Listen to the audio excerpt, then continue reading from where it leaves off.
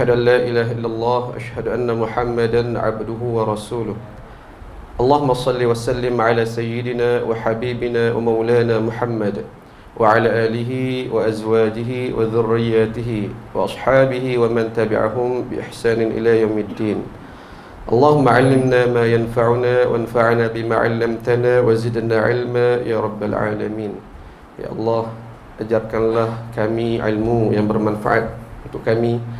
Jadikanlah bermanfaat segala ilmu yang Engkau ajarkan kepada kami, serta tambahkanlah lagi ilmu kepada kami. Allahumma sallimna li Ramadan wa sallimhu lana wa tasallamhu minna mutaqabbala. Ya Allah, serahkanlah kami kepada Ramadan dan serahkan Ramadan kepada kami, serta terimalah segala amalan kami dalam bulan Ramadan nanti. Amin ya rabbal alamin. Al-Fadil Ustaz Habib, Imam Ahli Jawatankuasa Surah Ar-Rahman, seterusnya jemaah muslimin muslimat yang saya hormati, kasihi sekalian. Entah macam mana datang surau ni, saya ingat nak balik rumah tu ya. Sebab suasana macam kat surau di rumah saya. Dalam taman surau macam ni, tengok lampu berkeliling tempat ni macam surau aku juga ni. Nasib baiklah esok dah saya nak balik. Alhamdulillah. Dan alhamdulillah rahmat Allah Subhanahu Wa Taala, asalnya diatur oleh sahabat Syekh Nazih hanya di Pulau Pinang. Ni melimpah sampai ke Kedah. Yang mana Kedah ni dah tempat saya membesar. Kecil-kecil dulu, tak ingat tuan-tuan. Ayah saya nak sulung. Ayah saya mula berkhidmat di Kedah sampai saya umur 5 tahun, tak ingat-ingat tuan-tuan. Habis Pantang, mak habis Pantang lahir di Kelantan, waktu buat balik sini di Alun Merah. Alun Merah mana Star. Ada lagi tok angkat sana tu. Itulah tuan-tuan rahmatullah. Dan alhamdulillah, mudah-mudahan tuan-tuan, saya masa ada peluang yang ada ini, kita doa sama-sama tadi untuk mengambil keberkatan. Amin tuan-tuan. Tak tahu amin siapa yang dimakbulkan Allah Subhanahu Wa Taala. Kita nak bukan sekadar berjumpa Ramadan, tapi kita nak bersama Ramadan, berakhirnya Ramadan dalam keadaan kita Allah ampunkan. Tuan-tuan rahmat Allah. Tak tahu tuan-tuan di patternnya di sini bagaimana, tapi di tempat saya duk perhati duk tiap-tiap tahun dia ada kelainan. Apabila nak masuk je Ramadan tuan-tuan, ramai yang meninggal. Mungkin nak ni ramai meninggal. Sebelum saya datang ni ada seorang kena meninggal. Dulu rasa macam kerap tak banding sebelum pada ni. Dan ini membuatkan kita lebih lagi bergantung pada Allah Subhanahu Wa Taala, lebih bersungguh lagi. Kita nak betul-betul jumpa Ramadan, bukan sekadar amin yang separuh hati. Kita nak betul-betul jumpa Ramadan, kerana Ramadan itu peluang yang besar untuk mendapat keampunan Allah Subhanahu Wa Taala. Apabila Allah ampun, makna Allah redha dengan kita. Apabila Allah redha, tidak ada apa lagi tuan-tuan. Mudah-mudahan berjaya kita semua masuk ke syurga. Tuan-tuan rahmat Allah Subhanahu Wa Taala, sebagai muqaddimah, terima kasih sekali lagi atas ruang masa tuan-tuan. Saya menumpang masa tuan-tuan sebenarnya. Dan mungkin menumpang pahala tuan-tuan lagi. Ada kebaikan, ada ilmu yang boleh dikongsikan bersama. Tuan-tuan ingatkan saya, tuan ingat saya, doakanlah saya tuan-tuan. Baik. Tuan-tuan rahmat Allah, saya nak bermula dengan saat 12 Rabiul Awal. Sebut 12 Rabiul Awal tahun 11 Hijrah, tuan-tuan boleh tahu apa yang berlaku, kan? Sebelum pada itu Rasulullah sallallahu alaihi wasallam di akhir hujung-hujung usia Nabi sakit. Saya buat sedikit bacaan, 13 hari lebih kurang Nabi sakit. Bermulanya di hujung bulan Safar, Nabi mula sakit. Sekembalinya Nabi dari perkuburan, balik sampai rumah, isteri Nabi sallallahu alaihi wasallam Sayyidatina Aisyah mengadu, wa ra'sa, abang sakit kepala lah abang, tunjuk-tunjuk. Nabi pun kata, tak apa, kalau awak mati sekalipun, andailah kata awak mati, tak apa, abang akan uruskan, abang akan mandi, kafan, tanam, abang akan istighfar untuk awak. Suami cakap macam tu kat isteri tengah sakit kepala. Marah Sayyidatina Aisyah. Ni ada Sahih Bukhari tuan-tuan, bukan hadis rekaan tak. Marah Sayyidatina Aisyah, abang memang suka saya mati. Kalau saya mati hari ni, mesti petang nanti abang dah bersama sonok-sonok dengan isteri abang yang lain. Lalu Nabi pun kata, saya sebenarnya sakit kepala juga. Tu kata Nabi SAW sambil tersenyum. Nak kata tuan-tuan rahmati Allah, Nabi ni seorang suami yang cool. Bagi tuan-tuan lebih terdahulu daripada saya, banyak kita kena mengambil pedoman daripada Nabi SAW. Itu Nabi bergurau dan memberi orang kata sentapan pada diri kita. Masa sakit pun Nabi boleh bergurau, tuan. Saya tak tahulah orang lain. Kalau saya lah, kalau kita tak ambil pengajaran, time sakit tu emosi kita berubah, nak mau cepat nak marah kat orang, kat anak jadi nak ni, kita sakit. Tapi apabila kita baca hadis Nabi, keadaan Nabi SAW ketika sakit, Nabi boleh bergurau lagi. Ini bermakna ya Allah, tingginya kesabaran Nabi SAW. Dan Nabi ni, akhlak baginda bukan sekadar untuk dikagumi, tapi untuk kita contohi. Tidak ada alasan umat dia, walau siapa saja, untuk tidak mencontohi Nabi SAW. Nabi tak apalah, Nabi ni hamba Allah yang dekat, iman dia kuat. Tak, itu bukan alasan. Dan itu antara jarum-jarum syaitan untuk nak menjauhkan kita ni daripada Rasulullah SAW. Cukuplah kagum Nabi saja, akhlak Nabi tak ikut, tak apa, kagum saja. Tak, tuan-tuan. Tidak boleh begitu. Nabi, dia manusiawi, Nabi tu ada lagi. Dan atas sifat kemanusiaan Nabi itu, kita juga manusia boleh contohi. Tuan-tuan rahmati Allah, bukan itu saya nak sebut. Di hujung lepas 13 hari itu masuk ke hari ke-12 Rabiul Awal. Sebelum pada itu Rasulullah berapa kali pengsan. Ini peristiwa 13 hari terakhir Nabi ni, Masya Allah tuan-tuan, kita kalau ada masa kita ambil tahu tuan-tuan apa yang berlaku dalam rumah tangga Nabi. Nabi dimandikan oleh isteri-isteri baginda. Wah, Masya Allah tuan-tuan. Hari ke-12 selepas berapa lama Rasulullah SAW tidak datang ke masjid, subuh 12 Rabiul Awal itulah Rasulullah buka rumah Rasulullah ni, dia bertempel dengan masjid. Kalau kata pintu yang kita depan tu terus bersambung dengan rumah Nabi SAW. Nabi selak tirai. Ketika itu para sahabat Nabi sedang solat subuh berjamaah yang diimamkan oleh Sayyidina Abu Bakar As-Siddiq. Itulah kali pertama. Dan sahabat Nabi yang duduk dekat-dekat bahagian perasan, Nabi sampai ke sebahagian mengatakan, kami duk kira nak batalkan puasa, nak batalkan solat, nak sambut Nabi SAW. Nabi pun bagi isyarat, teruskan solat. Sayyidina Abu Bakar pun dah berundur ke belakang dah. Lalu Nabi bagi isyarat tu sambil tersenyum. Sahabat Nabi teruskan solat subuh itu. Nabi pun tutup tirai, masuk dalam bilik, masuk dalam rumah Nabi semula.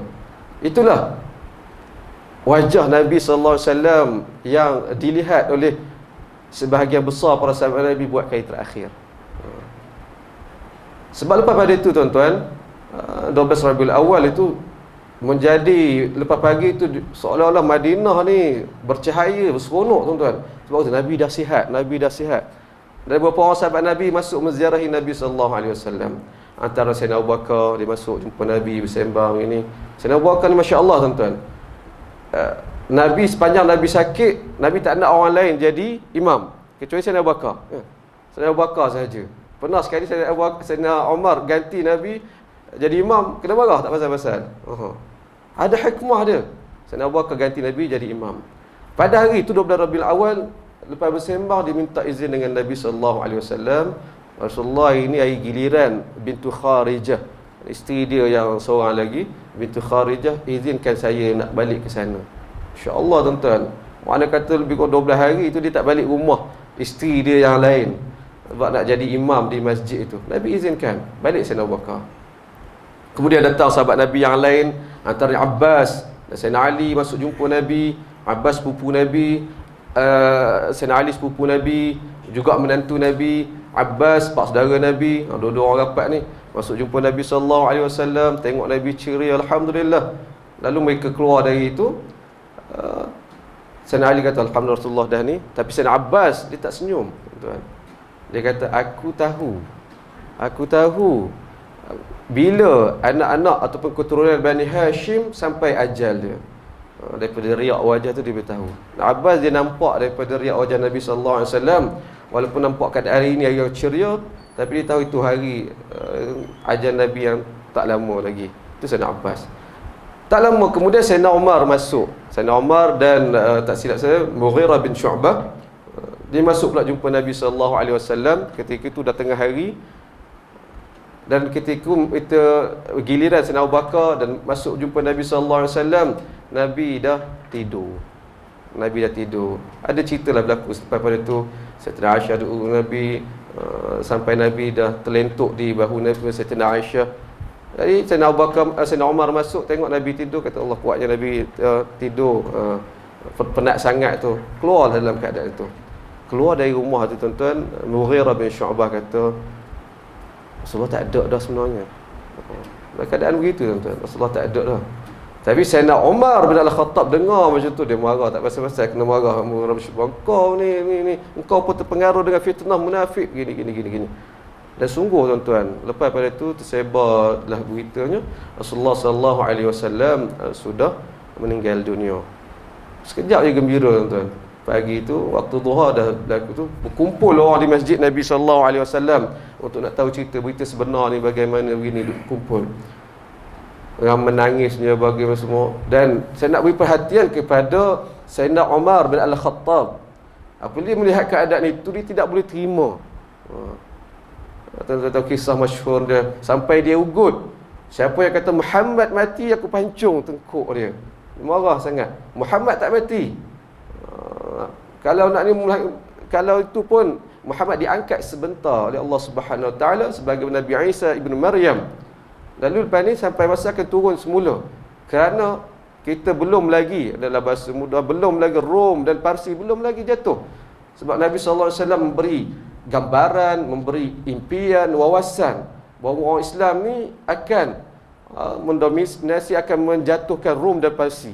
Ketika itu Madinah baru di Jazirah Arab saja. Ya. Jadi Umar di atas tadi tak boleh terima. Dia marah ni. Orang senyaplah. Lalu seorang sahabat Nabi pergi cari Sayyidina Abu Bakar. Sayyidina Abu Bakar dah duduk di rumah isteri dia yang ni lah. Pergi Sayyidina Abu Bakar bergegas datang, pendek cerita tuan-tuan. Datang ke Madinah, ke masjid Nabi, tengok apa semua orang ni, dia pun masuk tengok Nabi sallallahu alaihi wasallam. Allah ni nak cerita satu, masya-Allah tuan-tuan. Sebab kita cepatkan. Tengok Nabi sallallahu alaihi wasallam, tengok jenazah Nabi, cium dahi Nabi sallallahu alaihi wasallam, wa Habibah wa Khalila, ungkapan-ungkapan kesedihan diucapkan oleh Sayyidina Abu Bakar. Di situlah ulama ambil hukum dari perbuatan Sayyidina Abu Bakar. Apa hukum kita cium jenazah? Dibolehkan, sunat sebagaimana Sayyidina Abu Bakar buat kepada Rasulullah sallallahu alaihi wasallam, cium jenazah Abu Bakar. Kemudian Sayyidina Abu Bakar keluar ke masjid dalam keadaan Sayyidina Umar masih lagi berdiri, masih lagi marah kat orang, jangan duk kata mengarutlah, Rasulullah tak mati ni. Sayyidina Abu Bakar kata, Umar ijlis. Umar duduk. Sayyidina Umar tak dengar. Berapa kali dia kata ijlis. Kemudian Abu Bakar betul bercakap. Saya nak sebut apa ucapan yang disebutkan oleh Sayyidina Abu Bakar. Dipendekkan ceritanya, Sayyidina Abu Bakar naik ke mimbar dalam keadaan Sayyidina Umar masih lagi, orang kata, duduk berdepan orang ramai. Dia pun mengucap syahadah, asyhadu an la ilaha illallah, ucapan. Kemudian dia baca ayat, wa ma Muhammadun illa rasulun qad khalat min qablihi ar-rusul afa in mata aw qutila qalabtum ala a'qabikum. Itu ayat dia tuan. Surah Ali Imran ayat 114. Wa ma Muhammadun illa rasulun qad khalat min qablihi ar-rusul. Dan Muhammad itu tidak lain tak bukan hanyalah sebagaimana seorang rasul, sebagaimana sebelumnya telah datang rasul-rasul. Qad khalat min qablihi ar-rusul. Sebelumnya ada rasul-rasul yang datang. Nabi Isa, Nabi Musa, Nabi semua dah datang. Yang mana sampai masa sebagai manusia, sampai ajal meninggal dunia. Itu Allah SWT dah isytiharkan. Afa immat, lalu adakah tiba masanya dia meninggal dunia, awin qutil, ataupun terbunuh, in qalabtum ala aqabikum, kamu kembali kepada perangai lama kamu, kepada agama sebelum itu. Allah SWT dah sediakan persediaan mental untuk hadapi situasi ini. Tuan-tuan, perhatian kita sebenarnya saya nak bawa bukan pada peristiwa ni, cerita panjang ala-ala dah cerita dia tak habis tuan-tuan. Cerita pasal Rasulullah ni dia telajak kan, kita ajak. Perhatian kita malam ni yang saya nak bawa pada tuan-tuan rahmati Allah ialah apa yang dilalui oleh Sayyidina Umar bin Al-Khattab apabila dia mendengar ayat yang dibacakan oleh Sayyidina Abu Bakar, dia berkata, ada ayat itu dalam Al-Quran? Dia bertanya, adakah ayat itu dalam Al-Quran? Dan Ibn Abbas yang menyampaikan peristiwa ini, fawallahi laka'anna an-nasa lam ya'lamu anna Allah anzala hadhihi al-ayah hatta talaha Abu Bakrin. Sungguh, bukan Sayyidina Abu Bakar, bukan Sayyidina Umar seorang je lah. Seolah-olah orang, kebanyakan orang ketika itu seolah-olah tidak tahu, tak perasan pun Allah Subhanahu Wa Taala sudah turunkan ayat itu. Perasan-perasan sehinggalah Sayyidina Abu Bakar yang sebut, wa ma Muhammadun illa rasulun qad khalat min qablihi rusul. Itu seolah-olah ada ayat ni, baru perasan ayat tu sebenarnya ada dalam Al-Quran. Dan Sayyidina Umar pun sampai berkata, wallahi ma huwa illa an sami'tu Abu Bakrin talaha. Sungguh aku pun baru sedar ada ayat ini dalam Al-Quran setelah Abu Bakar membacanya. Tuan-tuan rahmat Allah Subhanahu Wa Taala, ini pengalaman sahabat Nabi Sayyidina Abu Bakar yang rapat, Sayyidina Umar yang rapat dengan Rasulullah sallallahu alaihi wasallam. Lalu apatah lagi kita, tuan-tuan, ini membawa kita, saya nak bawa pada kempen menghadapi Ramadan akan datang ni. Tuan-tuan, jom kita baca Quran. Baca dalam arti kata baca faham, tuan-tuan, baca memahami maknanya, sebab kita akan sedar rupanya kita ni belum baca Quran lagi. Baca dari arti kita faham tu, akan ada ayat-ayat yang kita baru perasan, ada ayat ni. Sebagai Sayyidina Umar juga melalui situasi itu. Tuan-tuan rahmat Allah SWT, kebetulan itu saya sebut bukan nak tunjuk hebat tinggi, tuan-tuan, kita hadapi situasi itu. Saya walaupun Al-Habis, tuan-tuan, hafal 30 juzuk ni bukan Al-Hafiz lagi, Al-Habis. Guru saya dia tak bagi yang duk perasan habis hafal 30 juzuk ni, selagi tidak ambil syahadah, tidak betul-betul tubuk ni, jangan duk kata kau ni Al-Hafiz, baru Al-Habis kata. Sampai sekarang saya Al-Habis lagi, tuan-tuan. Tu dia kata, man, masa tu majlis khatam Quran, entah sekarang ni baru Al-Habis. Tengok pulanglah lepas pada ni lah nak jadi Al-Hafiz ataupun Al-Hafuz. Saya dengar kita tak seronok dah khatam Quran dah ni. Atas usaha perik menangisnya tuan hafal Quran ni, barulah seolah-olah perasan macam ni Nabi sallallahu alaihi wasallam terima wahyu. Yang kita tahu Nabi terima wahyu berat, tuan-tuan, berpeluh Nabi. Dalam keadaan masa tu musim sejuk, orang lain sejuk, Nabi boleh berpeluh, tuan-tuan. Dan kemudian Nabi pernah terima wahyu ketika menunggang dalam atas kenderaan, boleh terduduk kenderaan Nabi sallallahu alaihi wasallam, unta ataupun kuda Nabi sallallahu alaihi wasallam. Berat wahyu tu. Kita pun perasan lah, boleh jadi macam ni lah yang Nabi rasa, walaupun tidak sepenuhnya, mungkin 1/10 ke rasa hafal Quran. Berat, tuan-tuan. Hafal sejam, 2 jam, tertidur lepas pada tu. Lepas tu kita dah hafal elok 1 juzuk, nak masuk juzuk 2, nak kena ulang balik juzuk 1 tu menangis. Apabila ada ayat-ayat yang kita lupa, kita punya dah hafal menangis ni. Penat dia, tuan-tuan. Saya nak ceritanya, rupanya habis 30 juzuk tu dalam 3 tahun tu, baru disebut Al-Habis, habis hafal. Lepas tu rupanya panjang lagi perjalanan je. Dan sekarang Allah, tuan-tuan, doakanlah saya tak sampai lagi jadi Al-Hafiz. Nak ke Al-Hafuz ada, tuan-tuan. Banyak yang hilang. Allah, Ramadan dah peluang untuk nak ulang-ulang balik. Tuan-tuan rahmat Allah Subhanahu Wa Taala. Saya nak kata tadi, walaupun saya Al-Habis, tapi dari semasa ke semasa ada ayat-ayat yang seolah-olah saya baru jumpa, tuan-tuan. Antaranya baru dalam ni, sebelum datang sini, ditanyakan perbincangan. Orang tanya, Ustaz, boleh ke tidak kita derma, kita berwakaf? Masa tu saya buka kempen surau kami nak cari 400,000 nak renovate dan apa semua.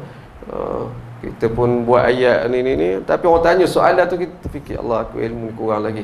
Soalan dia, tuan-tuan, boleh ke tidak kita derma, kita wakaf, kita bagi duit ni, tapi niat dia ada niat lain. Niat dia untuk qada hajat, niat dia untuk aku bagi duit ni, derma ni, mudah-mudahan Allah mudahkan urusanku, anak aku nak masuk sekolah asrama penuh yang sekian. Ada hajat tertentu. Aku derma ni, mudah-mudahan Allah SWT mudahkan urusan mak aku nak ambil sedang buat rawatan di hospital. Ada niat sendiri lain kan. Boleh tak Ustaz? Saya menung sekejap. Boleh ke tak ni? Tuan-tuan boleh ke tidak tuan-tuan? Seolah-olah tak ikhlas. Derma-derma lah lillahi ta'ala. Apa nak ada niat-niat lain lagi? Lalu kita pun, ni bagus ada soalan. Kalau kuliah ada soalan, tidak semestinya ustaz tu kena jawab. Tak tahu cakap tak tahulah. Kita tak tahu. Kita buat carian ni. Masya Allah tuan-tuan, alhamdulillah sepakat ulama dalam hal ini. Dia perbincangan dia tentang as-sadaqah biniyati qada'il hajah. Sedekah dengan niat tertunai hajat-hajat tertentu. Hukumnya boleh atau tidak? Alhamdulillah boleh tuan-tuan. Boleh. Sebagaimana dalil-dalil yang ada, dan boleh kata tidak ada pertentangan dalam hal itu. Cuma diperincikan, diperingatkan. Mestilah niat itu yang utamanya lillahi ta'ala, tapi dalam masa sama diikat dengan qada-qada hajat itu, mudah-mudahan Allah SWT restui. Dan bahkan melihat kepada petunjuk-petunjuk nas, itu antara cara yang kita boleh nak yakin nak bagi dapat lagi hajat kita tu tercapai. Ni sedekah, ajaibnya sedekah tuan-tuan. Antaranya Nabi SAW apabila Nabi buat nak buat solat istisqa, solat minta hujan, itu memerlukan hujan. Apa yang Nabi buat apa yang Nabi suruh kepada umat dia sebelum tu? Nabi suruh derma dulu, suruh bawa binatang tu, suruh derma dulu, kemudian baru buat minta solat ni. Begitu juga kemudian para sahabat Nabi dan juga para ulama antara sampai menyebut dawu mardakum bis sadaqah, ubati, rawat orang sakit kalian dengan sedekah. Kalau kita nak rawat orang, pergi jumpa hospital lah kan, pergi klinik buat rawatan lah. Itu itu secara sunnatullah kita kena ikut. Tapi jangan lupa hal yang lain, iaitu kita keluarkan sedekah. Kemudian kita berikhtiar, dalam sama kita minta pada Allah Subhanahu Wa Taala. Ini semua termasuk dalam tawassul. Tawassul dengan amal salih. Tawassul dengan amal salih. Kita minta dengan Allah Subhanahu Wa Taala dengan kesungguhan amal yang kita tunjuk. Dia bukannya kita nak kata, ya Allah aku buat sekian ni, kau tak terima, kau tak bagi. Bukan begitu. Kita bukannya berkira-kira dengan Allah Subhanahu Wa Taala. Allah berkuasa mutlak nak bagi tak nak bagi itu. Tapi kita tunjuk kesungguhan kita. Ya Allah, aku nak sangat ni. Aku nak sangat hajat aku ni gini. Dan cara kita tunjuk kesungguhan itu dengan bersedekah. Boleh faham tuan-tuan? Dan apabila kita buat bacaan kajian lagi, kenapa sedekah? Kita nak minta hajat tertentu. Boleh tak dengan cara kita solat? Nak tunggu aku solat bersungguh-sungguh, solat dengan 1 rakaat, sunat 1 rakaat. Waktu minta Allah Ta'ala. Boleh ke tidak? Boleh tuan-tuan. Nak minta sesuatu dengan Allah Subhanahu Wa Ta'ala, aku puasa seminggu dulu. Boleh tidak? Boleh tuan-tuan, kesungguhan kita tunjukkan. Tetapi tidak dapat lawan sedekah pun tuan-tuan. Yang utamanya sedekah juga. Sebab apa? Rupanya dijelaskan, saya baca tersebut ulama, kerana dalam sedekah itu ada ihsan. Ada ihsan, ada belas kasihan. Dan Allah Subhanahu Wa Taala sudah isyaratkan dalam Al-Quran. Apa ayat dia tuan-tuan? Inna rahmatallahi qaribun minal muhsinin, ataupun wa rahmatullahi qaribun minal muhsinin. Dan rahmat Allah Subhanahu Wa Taala itu dekat kepada orang-orang yang muhsinin, orang yang baik, orang yang ihsan, yang ada belas kasihan. Jadi itu rahsia sedekah tuan-tuan. Rahsia kita bantu, tak kira sedekah ke apa, tapi dengan amalan kita tu membantu orang lain, ada ihsan. Kalau kita puasa, kita seorang. Kalau kita solat, kita seorang. Tapi kita membantu orang, antaranya bersedekah, kita tolonglah dari tenaga ke apa bantu jadi siap surau ke tuan-tuan. Tenaga yang orang lain tak buat, itu ada ihsan. Dan ihsan, Allah Subhanahu Wa Taala kata wa rahmatullahi qaribun minal muhsinin. Rahmat Allah itu dekat kepada orang yang buat ihsan. Patutlah lebih dekat untuk nak orang kata tercapainya hajat kita yang kita perlukan, yang kita sampaikan kepada Allah Subhanahu wa taala. Itu tuan-tuan rahmatullah. Jadi ayat ini saya nak tengok duduk di mana. Inna rahmatallahi qaribun minal muhsinin. Itu ayat betul. Inna rahmatallah qaribun minal muhsinin. Daripada peristiwa ini, tuan saya mengaku saya berperasan ayat ni. Itu saya sebut Inna rahmatallahi qaribun minal muhsinin. Ulang oleh Allah. Inna rahmat Allah Ta'ala tu lebih dekat bagi orang yang bertakwa, yang orang baik, orang baik. Seolah-olah ayat itu saya baru baca, baru tahu pada peristiwa ini. Allah tuan. Jadi banyak lagi pada ayat-ayat lain yang kita tak sedar lagi kewujudan dalam Al-Quran. Tahu dia ayat-ayat begitu, kita ulang baca. Ini antara sunnah para salafus salih. Ayat-ayat yang terkesan dalam diri dia, yang dia jumpa, dia akan ulang untuk memberi ingatan. Dan ini tuan-tuan rahmat Allah, daripada ayat ini dia bawa pada ayat lain pula. Kita main cerita pasal Al-Quran malam ni tuan-tuan. Boleh ya? Inna rahmatallahi qaribun minal muhsinin. Kemudian ada ayat lain. Kenapa kita sedekah, kenapa kita ni ihsan itu?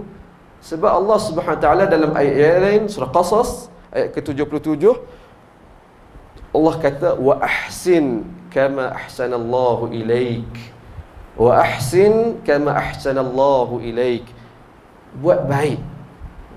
Pelaku orang kata ihsanlah kepada orang lain sebagaimana Allah ihsan kepada dirimu. Dan sifat ihsan ni sifat Allah Subhanahu Wa Taala. Apa makna ihsan? Ihsan ni ihsan sifat Allah Subhanahu Wa Taala. Allah bagi nikmat, Allah bagi kemudahan tanpa berkira. Tanpa berkira. Kemudian Allah tak berkira lagi kita buat dosa banyak mana pun apa, Allah sudi saja maafkan kita. Dan ihsan ni sifat Allah Subhanahu Wa Taala.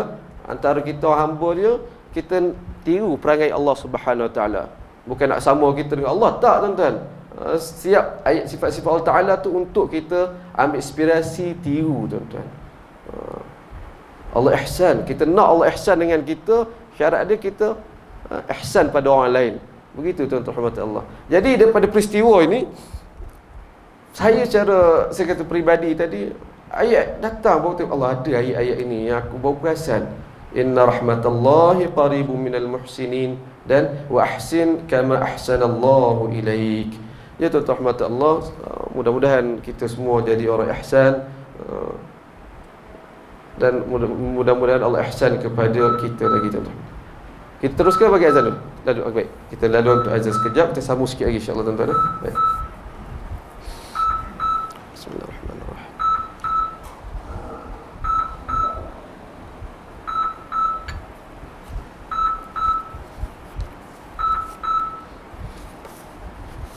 Allahu Akbar.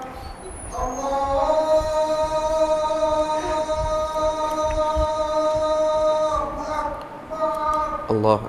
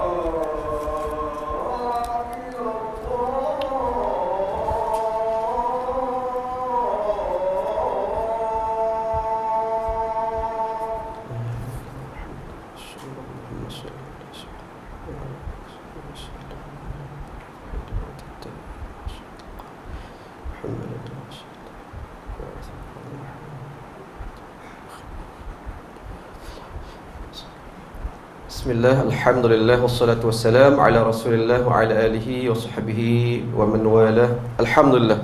Kita sambung sikit lagi tuan-tuan, boleh?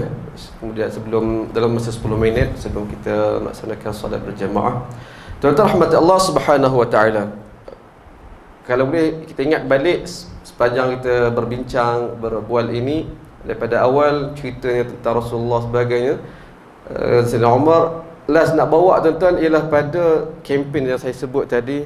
Untuk Ramadan kali ini, marilah kita baca Quran, baca untuk faham, sehingga kita jumpa ayat-ayat yang kita seolah-olah tak pernah baca sebelum pada ini. Kita ambil sebagaimana pengalaman Sayyidina Umar tadi. Dia sampai kata, adakah ayat dalam Al-Quran? Tuan-tuan akan jumpa tuan-tuan.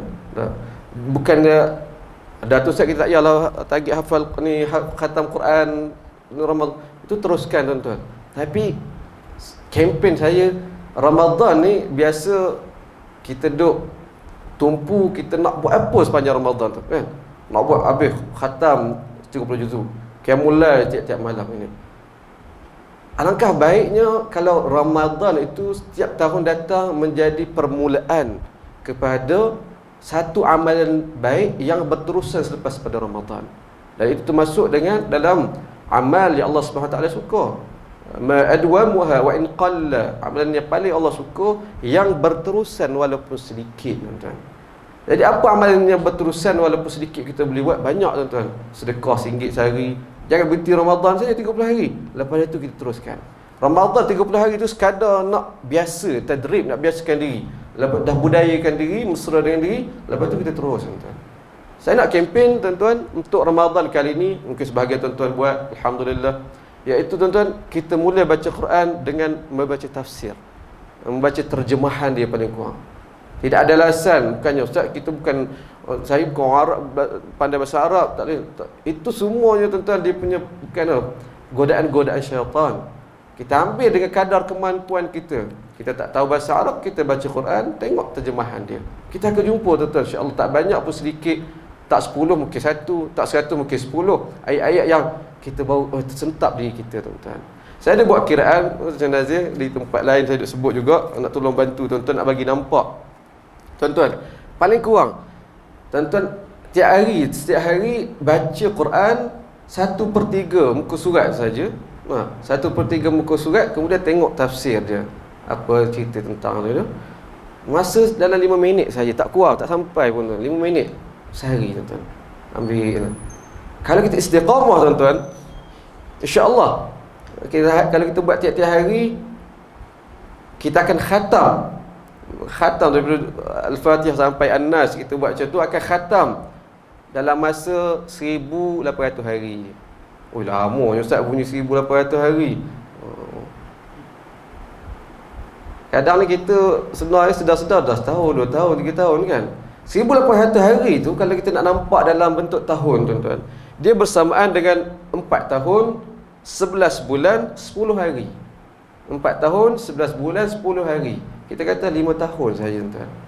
Kita nak orang Islam, kita kena berimpian panjang umur, nak beramal. Kita tak boleh kita mula tahun ni sedar-sedar 5 tahun Ramadan, 5 tahun akan datang nanti. Habis itu. Habis baca tafsir. Alhamdulillah, tuan-tuan. 4 bulan je. Kita kata 5 tahun sahaja, tuan-tuan. Tuan-tuan nak lajak lagi, nak baca separuh muka surat pun boleh, satu muka surat pun boleh, ada kiraan dia. Saya ada jadual, saya tinggal kat sini. Jadi, tuan-tuan, boleh buat, tuan-tuan. Mudah-mudahan. Supaya Al-Quran ini bukannya sekadar dibaca dan ada waktu kita baca dapat pahala. Ya, itu nak kata bonus yang Allah Subhanahu Wa Taala bagi. Kasih sayang Allah Subhanahu Wa Taala, pemurahnya Allah. Kita baca tak faham pun Allah bagi pahala. Tapi Al-Quran ini dibaca untuk difahami, untuk diamalkan.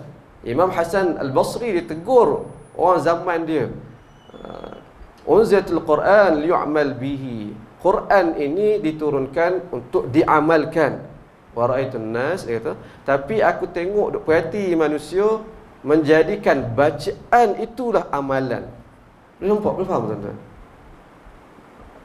Imam Hasan Al-Basri kata, Quran turun untuk diamalkan. Itu matlamat utama kita beramal dengan membaca Al-Quran. Turun, kita baca untuk diamalkan. Baca itu sebagai jambatan untuk beramal. Tetapi orang zaman dia, aku melihat manusia menjadikan bacaan itulah amalan. Maknanya dia nak kata, apa yang orang kata, orang faham macam mana kita beramal dengan Al-Quran. Saya baca tiap-tiap hari ustaz, tiap kali lepas solat saya baca. Itulah dia ingat beramal dengan Al-Quran. Bukan. Imam Hasan Basri tegur orang zaman dia. Orang zaman ni tak lah kot. Fikir tuan-tuan. Jadi begitu. Kita kena step up, kena lebih baca, jangan berhenti pada jambatan. Kita nak pergi ke pulau, membaca itu jambatan. Beramal itu sampailah ke pulau, dapat tengok balik pulau lah apa semua. Itu tuan-tuan rahmat Allah. Kalau tidak tuan-tuan, kalau kita Quran kita melihat sekadar bacaan sebagai alunan, dia tidak ada beza nanti kita bimbang dengan kalau orang cerita tentang wahyu Nabi palsu, tak ada beza. Semalam saya baca, saya ambil sebahagian ayat-ayat Al-Quran yang kononnya diturunkan kepada Musailimah. Ni Nabi selepas Nabi Muhammad SAW, Nabi palsu. Ayatnya antaranya surah Al-Fil. Al-Fil wa ma adraka mal fil lahu zanabu wabil wa khurtumu tawil inna dhalika min khalqi rabbinal jalil. Bunyi macam Quran tuan-tuan. Bunyi macam Quran. Sedap Ustaz baca. So saya tak ada sedap, kalau orang lain baca sedap lagi lah. Bunyi macam Quran, hujung belakang dia sama. Apa maksud dia tuan-tuan? Al-Fil, gajah. Wa ma adraka mal fil, tahu tak benda tahu apa gajah ni? Lahu dhanabun wabil, gajah ni ada ekor kontot. Wa khurtumun tawil, belalainya panjang. Inna dhalika min khalqi rabbinal jalil, gajah itu antara ciptaan Tuhan kita yang Maha Al-Jalil. Begitu ayat Quran kita. Nampak tuan-tuan? Adakah itu arti Quran itu sebagaimana ayat Musailamah bawa sekadar cerita begitu? Tak tuan-tuan, daripada makna dia. Di sini saya nak tambah dengan satu lagi wahyu dia. Dia ada surah Al-Fil, banyak surah dia tuan-tuan. Kemudian dia ada surah Kata. Ya difda'u binta difda'in naqi kam tunaqin a'laki fil ma'i wa asfalaki fit tin. Surah Kata. Ya difda', wahai Kata, anak kepada Kata, naqi kam tunaqin, bersihkah lampu kamu yang boleh kamu bersihkan. A'laka fil ma', bahagian atas badan kamu tu dia dalam air. Wa asfalaki fit tin, dan bahagian badan kamu tertanam dalam tanah. Apa faedah tuan? Tapi orang percaya kepada Nabi Musailamah sebagai Nabi. Tuan-tuan rahmat Allah Subhanahu Wa Taala. Jadi tuan-tuan rahmat Allah, saya nak sebut tadi begitu. Untuk Ramadan kali ini kita jadikan sebagai permulaan kepada usaha kita benar-benar membaca Al-Quran. Caranya kita baca 1/3 muka surat paling kurang, insya-Allah dalam masa 5 tahun. Baca 3 sekali dengan tafsirnya, insya-Allah dalam masa 5 tahun khatam kita memahami Al-Quran sekali lalu. Al-habis tak apa tuan. Al-habis tafsir terjemahan Al-Quran. Begitu tuan-tuan rahmat Allah. Maaf kalau terasa ustaz ni nak ajar kami ni. Maaf tuan-tuan, saya bukan niat begitu, tapi saya ambil peluang, saya fikir yang terbaik supaya kita berjumpa belum tentu lepas ni, harapnya tidak tuan-tuan. Mungkin pertemuan pertama dan terakhir, tapi saya nak perkongsian saya ni selepas pada diingati lagi. Tuan-tuan ingat ustaz ni pesan ini. Itu yang saya nak tumpah masa dan pahala tuan-tuan rahmat Allah. Sebab itu saya bagi kempen ini. Kalau tuan-tuan seorang buat, dah dapat pahala kat saya tuan-tuan. Kalau 2 orang 10 orang insya-Allah lagi ni. Dan terakhir tuan-tuan, izinkan saya untuk nak sebut beberapa perkara berkenaan adalah saya tak diperkenalkan tuan-tuan. Nama Luqman Makhtar. Saya penulis sepenuh masa. Saya ambil tanggungjawab itu. Saya tak sehebat Ustaz Habib, boleh ceramah, boleh kuliah. Tu cakap saya tak pun nak reti sangat. Saya Allah bagi kemudahan, bagi melorongkan hati saya boleh menulis, minat menulis. Setakat ni saya ada 18 buah buku doakan saya. Ada banyak tajuk saya nak buat lagi, tuan-tuan rahmat Allah, dari doakan saya. Dan saya nak panjangkan manfaat buku saya itu, antaranya buku Al-Quran yang belum kita baca. Sebagai saya bagi gambaran kepada tuan-tuan rahmat Allah, dalam buku ini adalah kejujuran saya, lebih kurang 50 kisah yang saya sendiri terkesan, yang membawa saya memahami, bawa saya menyedari adanya ayat-ayat ini. Sebagaimana saya sebut tadi, saya baca buku, kita baca buku, tiba ada satu kisah, ya Allah, daripada kisah ni baru perasan ada ayat itu. Saya pun masuk dalam buku ni, saya kumpul-kumpul jadi kompilasi, saya keluarkan buku ini. Tuan-tuan mungkin ada pengalaman masing-masing tentang ayat-ayat yang terkesan di hati dan berlaku peristiwa-peristiwa yang berlaku. Tuan-tuan kompilasikan, boleh buat satu buku, tuan-tuan. Antara yang kalau saya boleh sebut lagi, ini kisah Sayyidina Abu Bakar As-Siddiq, Allah, sahabat Nabi SAW, Abu Bakar As-Siddiq, tuan-tuan kena tahu tentang beliau, insya-Allah.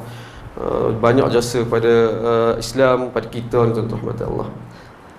Ada peristiwa yang berlaku terhadap beliau. Ini peristiwa apabila anaknya Sayyidatina Aisyah dituduh curang dengan Nabi sallallahu alaihi wasallam. Ini peristiwa dahsyat, tuan-tuan. Ini hadis al-ifk. Terus curang, sebulan wahyu tak turun, Nabi sallallahu alaihi wasallam tidak ada petunjuk wahyu. Nak kata Nabi pun tak tahu benda ghaib, tuan-tuan. Nabi tahu hanya apabila Allah beritahu. Dituduh curang, bising satu negara, sampaikan Nabi berkira dah nak ceraikan Sayyidatina Aisyah, barulah pendek ceritanya Allah turunkan wahyu, Allah jelaskan gini-gini. Dan kaitan dengan Sayyidina Abu Bakar ialah antara orang yang dia bawa cerita Sayyidina Aisyah ni buat benda tak elok gini-gini, saudara dia sendiri, nama dia Mistah. Dia ni orang tak berapa kaya, tapi masa duduk di Madinah, Sayyidina Abu Bakar yang taja rumah dia, taja keperluan dia gini-gini. Tapi dalam peristiwa itu marah sangat Sayyidina Abu Bakar, anak dia, tuan-tuan. Anak dia, isteri Nabi dah nak cerai anak dia, dia marah sangat. Dia kata, aku bersumpah aku tak nak lagi tanggung keluarga kau, macam tu. Keluarga Mistah, tak nak lagi tanggung. Marah dia. Salah tak tidak, tuan-tuan? Kalau kita dalam situasi itu, macam mana, tuan-tuan? Lebih kurang sama. Saya aku marah, kau buat ni. Kita duk tanggung, duk taji dia sebulan sekali, bagi duit ni.